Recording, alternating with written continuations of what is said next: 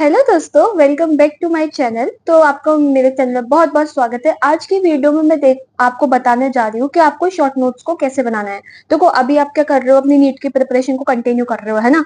तो इस टाइम पे ना आपको शॉर्ट नोट्स बनाना मस्ट है, क्योंकि ये जो शॉर्ट नोट्स होते हैं ना, ये आपको एंड टाइम पे जाके ना बहुत ज्यादा इंपॉर्टेंट, इनका जो रोल होता है ना वो आपको बाद में जाके पता चलेगा। क्योंकि तुम्हें होता ही है ना, देखो सभी लोग बोलते हैं, जितना भी अभी तुम जिन टीचर से पढ़ रहे होगे वो भी शायद ये बोल रहे होंगे कि बेटा आप लोगों को शॉर्ट नोट्स बनाने चाहिए। और मैं भी ये सजेस्ट कर रही हूँ कि आपको शॉर्ट नोट्स बनाने चाहिए। अब आपको शॉर्ट नोट्स बनाने कैसे हैं वो आप देखो, है ना। देखो, होता क्या है ना, क्यों सब लोग बोलते हैं कि भाई शॉर्ट नोट्स बनाने चाहिए और वो इंपॉर्टेंट होते हैं। There is a reason. क्योंकि देखो, लास्ट टाइम पे जाते जाते आपका मई में पेपर होता है जाके, सबको पता है। तो जब मई में पेपर होता है आपका जाके, तो अप्रैल बची और मार्च बची, अप्रैल का पूरा मंथ आपको किसमें चला जाता है, रिवीजन करने में निकल जाता है कि भाई हमें जल्द से जल्द जितनी हो सके उतनी ज्यादा चीजें हमें रिवीजन करनी होती है। तो उस टाइम पे ना आप ना लॉन्ग नोट्स को नहीं देख पाते हो, क्योंकि इतना टाइम ही नहीं होता। अब देख तो लो, देखने में कोई प्रॉब्लम नहीं है, देख सकते हो, लेकिन इतना टाइम ही नहीं होगा आपके पास कि आप लॉन्ग नोट्स को देख सको। क्योंकि तुम खुद सोचो, अगर एक चैप्टर तुम्हारा 7 या 8 पेज में कंप्लीट हो रहा है और उसी 8 पेज में तुम्हारे 8 चैप्टर्स कंप्लीट हो रहे हैं, तो कौन सा ज्यादा इफेक्टिव है? वो 8 चैप्टर वाला ज्यादा इफेक्टिव निकलेगा ना। क्योंकि भाई तुम एक चैप्टर कंप्लीट करोगे उतनी देर में तुम्हारे 8 चैप्टर्स कंप्लीट हो रहे हैं।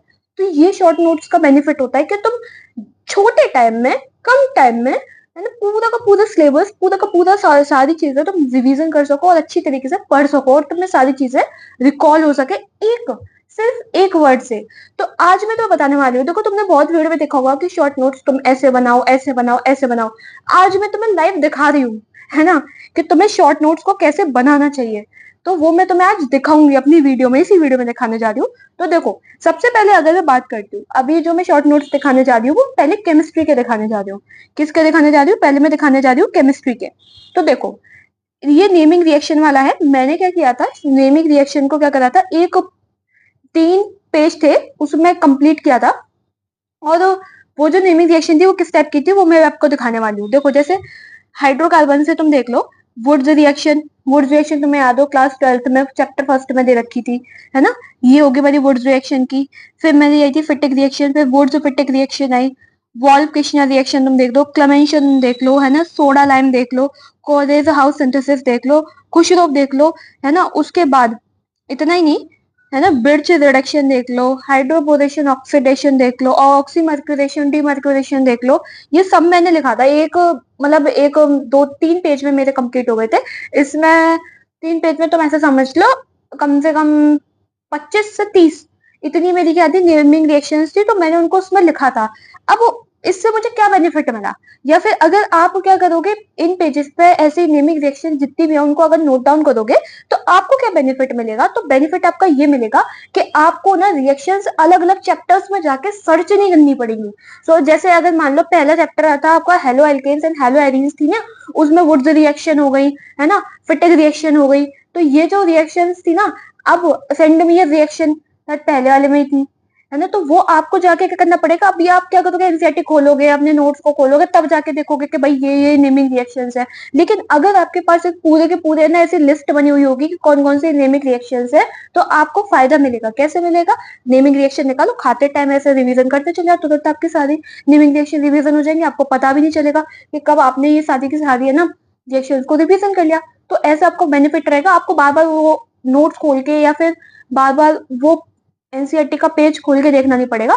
एक ही जगह आपकी सारी नेमिंग रिएक्शंस होगी और इजीली भी रिवीजन हो जाएंगी।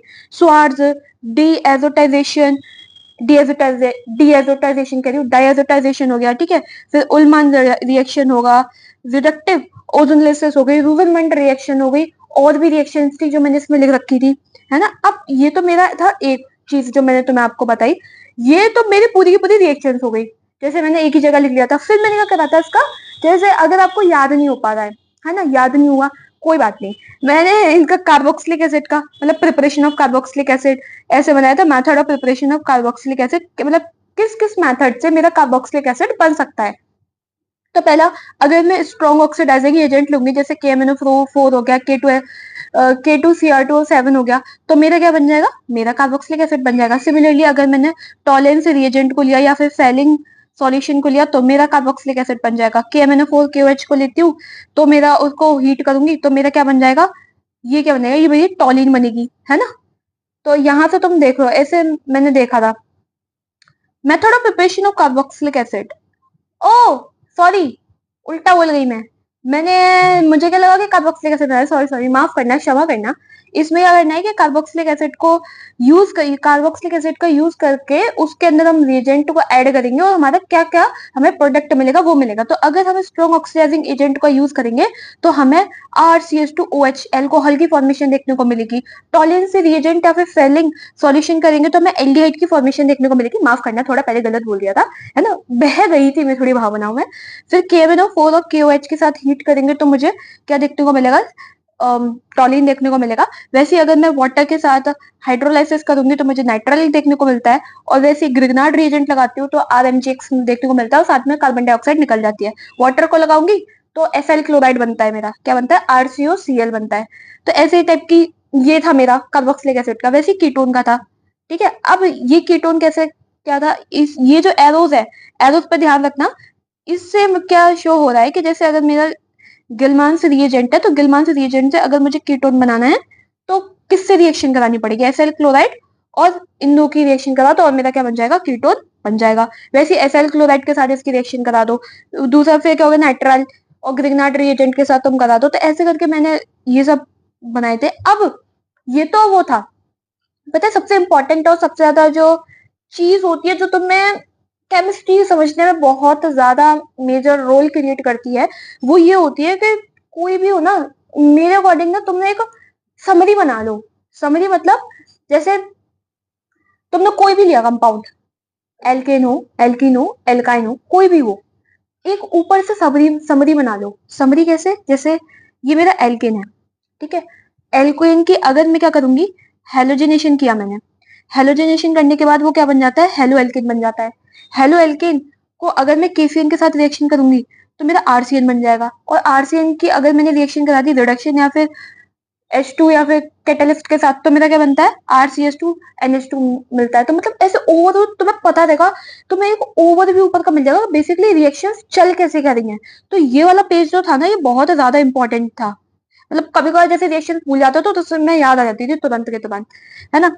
फिर ये मेरी अमाइंस के ऊपर थी, वही शॉर्ट में कि ये किससे क्या बनता है ना। सेंडमियर रिएक्शन हो गई, कटरमन रिएक्शन हो गई, है ना। और भी मेरी रिएक्शन थी, मतलब para hydroxy azobenzene, para amino azobenzene.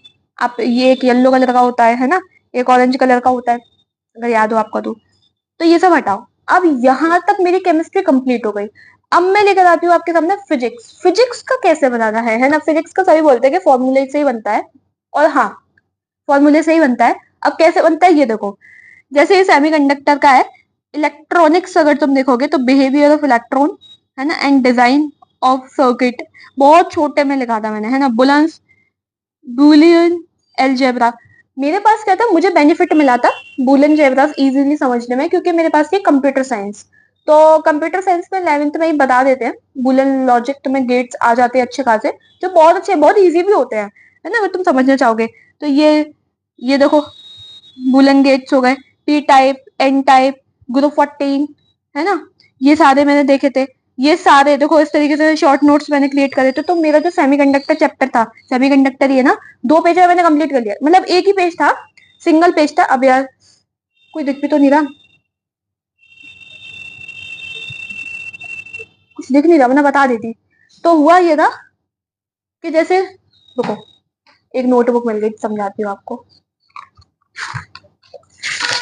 खाली है लेकिन समझ जाना। जैसे मान लो ये है, ठीक है। तो ये, ओ माइक मेरा, ये एक पेज है, ये मैंने एक पेज लिया तो मेरे एक ही पेज में है ना सेमीकंडक्टर कंप्लीट होगा। एक पेज ये है और एक पेज ये है ना। इस तरीके से हो गया था मेरा सेमीकंडक्टर कंप्लीट। उसके बाद फिर एटम, एटम एक ही पेज में कंप्लीट कर डाला, इतना शॉर्ट लिखा, है ना, एक ही फुल पेज में सारी चीजें इसमें कवर हुई हैं, ओवरऑल ऑल चीजें, है ना। फिर उसके बाद ये क्या आई थी, mechanical properties of solid, 1 page में पूरा कंप्लीट कर दिया था। वैसे मैकेनिकल प्रॉपर्टीज ऑफ फ्लूइड्स भी एक पेज में पूरा कंप्लीट कर दिया था मैंने। तो ये था ओवरऑल, मैंने आपको दिखाया कैसे कि आपकी रिएक्शंस को आपको देखो करना क्या है, आपको शॉर्ट नोट्स बनाने हैं। शॉर्ट नोट्स में अगर आप फिजिक्स का देखोगे तो फिजिक्स में आपको क्या करना है, फॉर्मूलाज को लिखना है। ऑब्वियसली बात है, फॉर्मूलाज को आपको लिखना है फिजिक्स में। जितना शॉर्ट शॉर्ट हो सके, ताकि आप सो दैट लास्ट में एकदम तुरंत रिवीजन मार सको। क्योंकि अभी आपके देखो, आपके इंस्टीट्यूट में, कोचिंग में, जो भी आप ऑनलाइन ले रहे हो, वेदर इट इज ऑनलाइन और offline, it doesn't matter, test चल रहे होंगे आपके, वेदर या तो वो वीकली हो या फिर 10 डेज में हो या फिर चैप्टर कंप्लीट होने के बाद हो।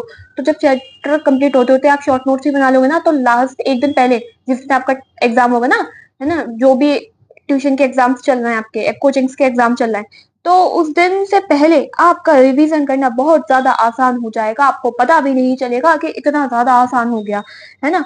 तो तुरंत के तुरंत आप रिवीजन मार दोगे, तुरंत के तुरंत ऐसे यूं यूं हवा में उड़ेगा। बायो के लिए मैं प्रीफर नहीं करूंगी कि देखो, बायो के लिए आपको शॉर्ट नोट्स नहीं बनाने हैं। मैं पर्सनली सजेस्ट करूंगी, प्लीज यार मत बनाना बायो के लिए, क्योंकि बायो में ना तुम कितना भी शॉर्ट नोट बना लो, कितना भी, तुम्हें ना मतलब लगेगा ही यार, हर बार यही लगेगा। पता क्या लगेगा तुम्हें? ये लगेगा कि यार कुछ ना कुछ रह गया, क्योंकि तुम बायो में क्या ही छोड़ोगे, सब चीज इंपॉर्टेंट है। वही है हिसाब, जैसे तुम एनसीईआरटी पढ़ने लाइन पढ़ते होगे ना, तो तुम्हें हर चीज इंपॉर्टेंट लगती होगी, हर एनसीईआरटी की, बायो की हर जो लाइन है ना, उसमें कुछ नई चीज देखने को मिलती है ना, कि नहीं ये भी है, इसको भी हाईलाइट करो, उसको भी हाईलाइट करो। तभी तो कुछ बच्चों की कॉपी बुक्स तुमने देखी होंगी, पूरी की पूरी हाईलाइटेड देखने को मिलेगी। अरे गलती उनकी नहीं है, उन्हें जो चीजें इंपॉर्टेंट लगती है वो तुरंत तुरंत हाईलाइट कर लेते हैं। दिक्कत क्या होती है ना, एक दो लाइन छोड़ गई एनसीईआरटी में, है ना, एक आध दो ही लाइन होगी जिसमें कुछ इंपॉर्टेंट ना लिखा हो, लेकिन एनसीईआरटी की लाइन इंपॉर्टेंट ना हो ऐसा मान ही नहीं सकते। वो तो कुछ ना कुछ इंपॉर्टेंट जरूरी दिख जाता है, कुछ ना कुछ तो जरूरी होगा, तो हाईलाइट पे हाईलाइट होते चला जाता है। तो है ना, यही होता है। इसलिए बायो का कभी मत बनाओ, बायो का प्रेफर करोगे जो तुम्हारे पास नोट्स है उनसे ही पढ़ो, है ना। फिजिक्स केमिस्ट्री के बनाओ। यहाँ पे मैंने तुम्हें क्या दिखा दिया, मैंने तुम्हें ऑर्गेनिक दिखाई है, क्या दिखाई है? मैंने तुम्हें ऑर्गेनिक दिखाई है। अब बची फिजिकल। फिजिकल के कैसे बनाने हैं? अब आप कहोगे कि आपने तो फिजिकल का अब तो हमें दिखाया ही नहीं, हाँ चीट कर लिया आपने तो। अरे नहीं, फिजिकल का भी सेम है, मैं टाइम वेस्ट नहीं करना चाह रही थी इसलिए मैंने आपको बता रही हूँ। देखो फिजिकल जो है ना, उसका भी सेम है फिजिक्स की तरह। कैसे? जैसे उसमें भी है ना, मोस्टली फॉर्मूलाज होते हैं, वो आपको याद रखने हैं। कुछ चीजें होती हैं एक दो थ्योरेटिकल वाली, वो आपको याद रखनी है। जैसे ओस्मोसिस वाला आप याद रख लेना। वो, अरे क्या बोलते हैं उसका, किशमिश फूल रही है ना, पिचक रही है, या फिर रिमेन्स वैसी है, श्रिंक हो रही है ना, वो वाले कुछ चीजें होती है, उनके एग्जाम्पल्स आपको याद रख लेने हैं, है ना। First order, second order, third order तक आप एग्जाम्पल्स याद रख लेना, जो हमारी रिएक्शंस चलती हैं। उसके बाद उसमें जितने भी फॉर्मूले हैं उन सबकी एक फॉर्मूला शीट बनाना प्रॉपर तरीके से, जैसे मैंने आपको फिजिक्स में दिखाया था ना। फिजिक्स में जैसे मैंने आपको दिखाया, एक मतलब प्रॉपर तरीके से क्या करनी है आपको, फॉर्मूला शीट बनानी है, क्या ना, फिजिकल के लिए, केमिस्ट्री के। तो वहां पर वो बनाने हैं। इनऑर्गेनिक में तो आपको रट्टा ही मारना, उसमें क्या ही शॉर्ट नोट्स बनाओगे तुम, है ना। तो जो एक्सेप्शन है तुम उनको मान लेना, क्योंकि उसके बाद रिमेन्स जो ऑल टर्मिनोलॉजीज होती है वो सेम ही रहती है, बस उसी में थोड़ा डिफरेंस होता है। तो that's it for today's video, यही था शॉर्ट नोट का। आपको ऐसे शॉर्ट नोट्स बनाने हैं, डेली की डेली थोड़ा थोड़ा थोड़ा थोड़ा शॉर्ट नोट्स बनाते चले जाओ। एट द एंड आपको पता भी चलेगा, आपके पास पूरे शॉर्ट नोट्स बन जाएंगे। ऐसा मत करना दुरंधरों की तरह के, नहीं मैं एक काम करती हूँ कि मैं ना एक महीने में शॉर्ट नोट्स बनाऊंगी, कि भाई जितने चैप्टर है वो कंप्लीट हो जाए एक महीने में, तब बनाऊंगी। मैं एक दिन निकालूंगी, उसमें सारे शॉर्ट नोट्स बना दूंगी, और उसमें फिर ना मैं यो यो यो ऐसे डांस करते हुए जाऊंगा। ऐसा मत करना, डेली की डेली थोड़ा थोड़ा थोड़ा थोड़ा बनाते चलना, क्योंकि यार तुम्हें लास्ट में इतना बर्डन रह जाएगा, बहुत इजी रहेगा तुम्हारा। इसलिए मैं तुमसे कह रही हूँ, फिर तुम्हारी मर्जी, है ना, तुम्हें जैसा करना हो, है ना। तुम्हारे ऊपर है ना, तुम कैसे क्या करना चाहते हो। वैसे जहां तक क्या सजेस्ट मैं कर रही हूँ, please short notes banana, short notes बहुत इंपॉर्टेंट होते हैं। तो that's it for today's video, मिलते हैं नेक्स्ट वीडियो में, तब तक के लिए बाय। और पढ़ते रहो, है ना, जो होगा सो देखा जाएगा, है ना। सब कुछ तुम्हारे हाथ में नहीं है, कुछ भगवान जी के भी हाथ में है। तुम्हारे हाथ में सिर्फ ये है कि तुम्हें पढ़ना है ना, और अच्छी तरीके, पूरी शिद्दत तरीके से पढ़ना। थोड़ा इधर उधर रिलेशनशिप में जितना हो सके उतना इग्नोर ही मारना। तो चलते हैं, मिलते हैं नेक्स्ट वीडियो में, तब तक के लिए बाय।